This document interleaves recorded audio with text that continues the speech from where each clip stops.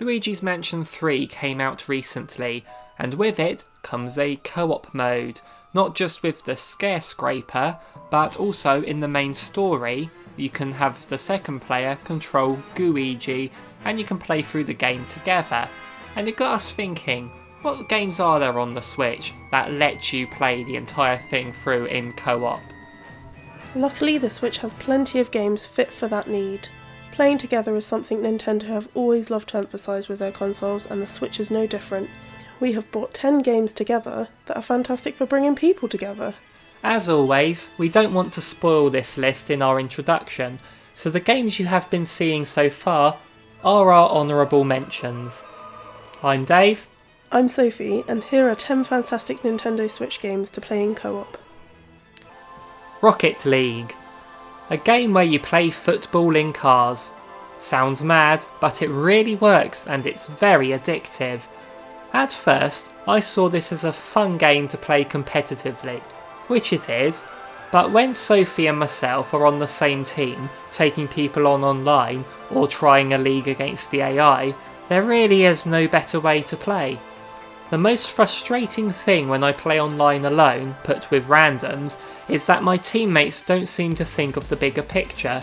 They just act like dogs and zoom forward to hit the ball just for the sake of hitting it.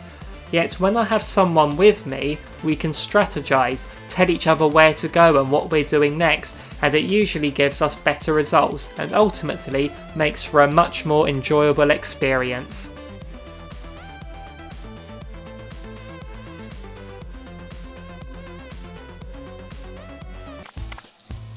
Overcooked. This will have you swearing like Gordon Ramsay. You are whisked in with completing orders and undertaking several culinary tasks. These include chopping, frying, boiling and serving, and communication is key. Each order appears at the top and carries a time limit in which to prepare, cook and serve the meal.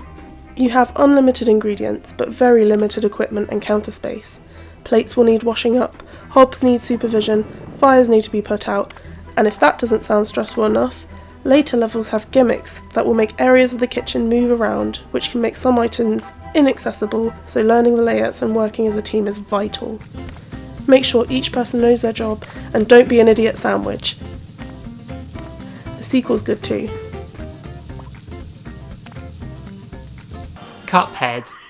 Just the art style alone drew me in here, but even beyond these amazing graphics is incredible rock hard gameplay, and having a partner to help you sometimes feels essential.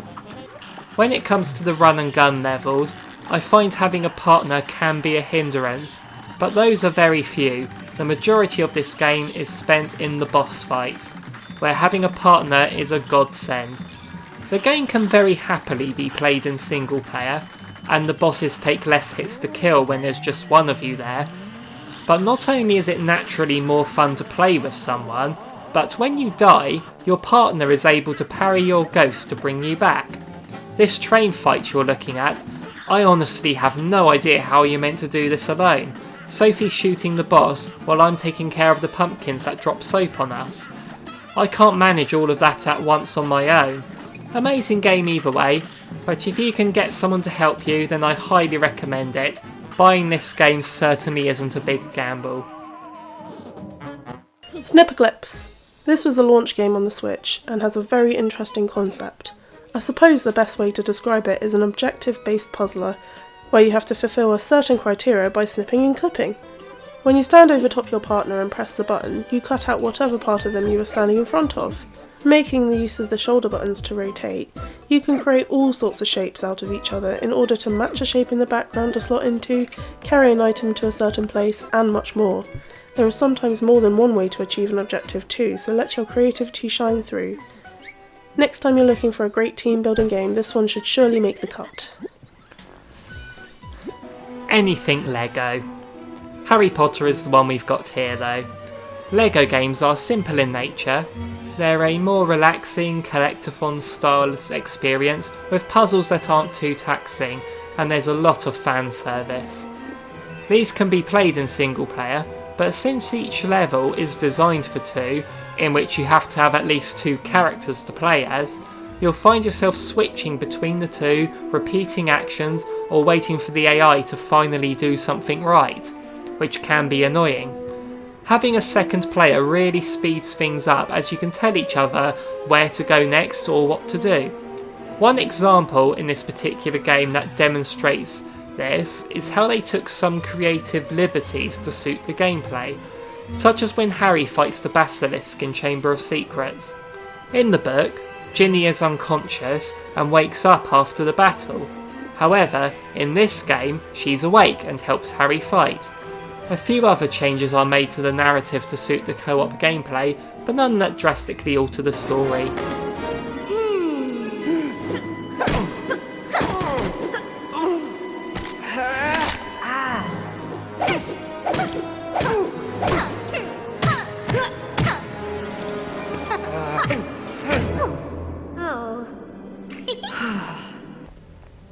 Human Fall Flat. It's fun, it's weird, and you really need someone with you just so you know you didn't dream it all. You take control of chubby white folk on a quest to do some physics-based puzzled platforming. It controls very strangely, but it works. Moving blocks to climb up, finding ways to open doors, some areas can take you a long while to work out. But having a partner doesn't just mean you have a second brain to find a solution faster, but you can also climb each other to get somewhere you probably shouldn't yet. The game is a bit glitchy too, and you can get stuck to things and your man really doesn't know how to handle it. So grab a friend, load this game up, and be prepared to cooperate, mess around, get on each other's nerves and have a bloody good laugh, the whole way through.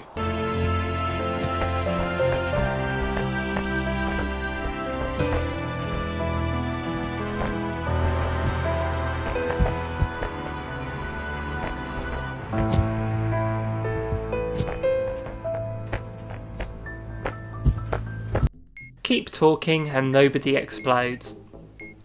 This game is all about communication.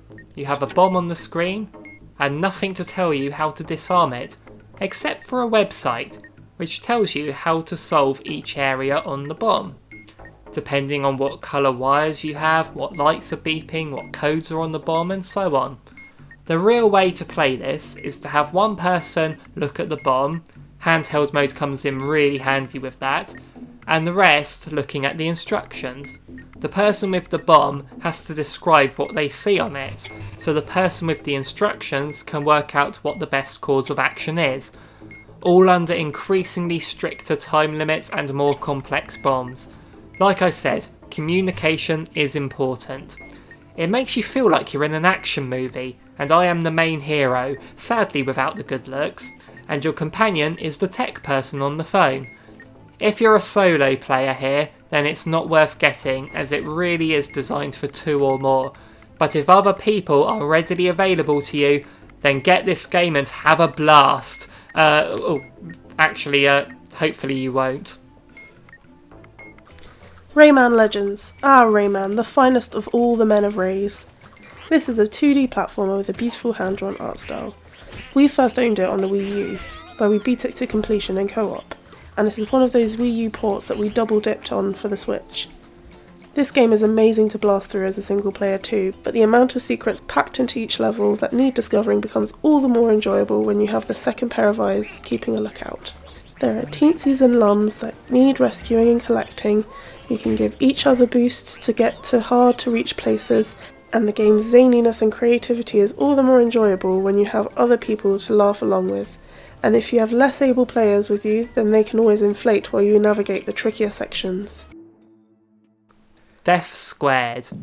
This is a puzzle game where you take control of different coloured blocks and need to move them onto the correctly coloured spaces. Sound simple? Well, no. Because moving your block will make certain things on the level move, which can kill the other blocks, and landing on the end goal can make traps appear. So you have to work out which coloured block is the best one to move at which time. The main mode has you with 2 blocks, which can be played single player, but really comes alive with 2, one controlling each block. But party mode has 4 blocks and can be played with 2 to 4 players. Trial and error does play a part in this one, but like with all puzzle games of this sort, you feel so satisfied when you work out the solution to each level, and there are plenty of levels to choose from. It's definitely worth full price if you have people to play with, but if you're a solo player, then this is still worth buying during a sale. Maybe the 4-block mode will be fun with you using 2 controllers. Unravel 2. Yanni is back and he's brought a friend along with him. Hopefully you have brought a friend along with you too, as this is an adventure you will just want someone to experience it with. You both explore the levels on a 2D plane, but it doesn't feel flat at all, through clever level design that takes you through a variety of locales as you witness the story unfold through memories projected in the background. The atmosphere is complemented brilliantly by the amazing gameplay mechanics. Your 2 yarn chums are tethered together and you must work as a team to progress through the levels. The controls feel very natural and the swinging mechanics are the highlight, and it feels so satisfying to pull off having one person stand in place to allow the other to swing across a gap. Then they can climb the wall using the string that bonds you. No matter how far you progress, it never loses the magic you feel from when you first start up the game.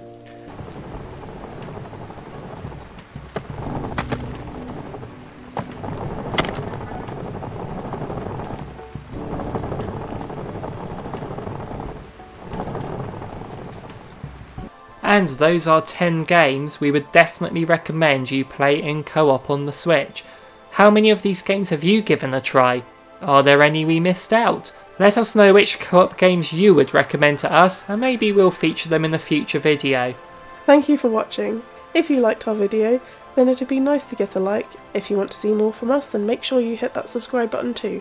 That's all from us. Goodbye everyone. Goodbye.